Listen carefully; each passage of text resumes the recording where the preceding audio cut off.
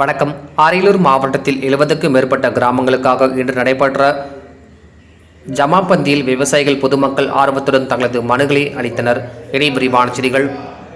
அரியலூர் மாவட்டத்தில் அரியலூர், உடையார்பாளையம், ஆண்டிமடம், செந்துறை உள்ளிட்ட வட்டாட்சியர் அலுவலகங்களில் ஜமாபந்தி இன்று தொடங்கியது.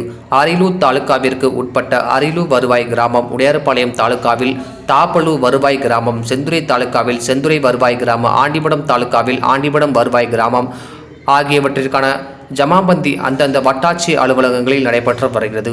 அரியலூர் வட்டாட்சி அலுவலகத்தில் நடைபெற்ற ஜமாபந்தியில் மாவட்ட ஆட்சியர் ரத்னசாமி தலைமை தாங்கி பொதுமக்கள் மற்றும் விவசாயிகளிடமிருந்து நில உடைமை சம்பந்தமான கோரிக்கை மனுக்களை பெற்றார். தகுதி வாய்ந்த மனுக்களின் மீது உரிய நடவடிக்கை உடனடியாக எடுத்து தீர்வு காணும் அளவீடு மற்றும் தனிப்பட்டாவிற்கு விண்ணப்பித்துள்ள மனுக்கள் மீது உரிய நடவடிக்கை எடுக்க வேண்டும் எனவும் அறிவுறுத்தினார். அரியலூர் வருவாய் கிராமத்திற்கு உட்பட்ட 15 வருவாய் கிராமம் உள்ளிட்ட மாவட்டம் முழுவதும் சுமார் 70க்கும் மேற்பட்ட வருவாய் கிராமங்களை சேர்த்து பொதுமக்கள், விவசாயிகள் தங்களது பல்வேறு கோரிக்கைகளை மனுவாக அளித்தனர். TN செய்திகளுக்காக அரியலூர் மாவட்ட செய்தியில் SP ரவிச்சந்திரன்.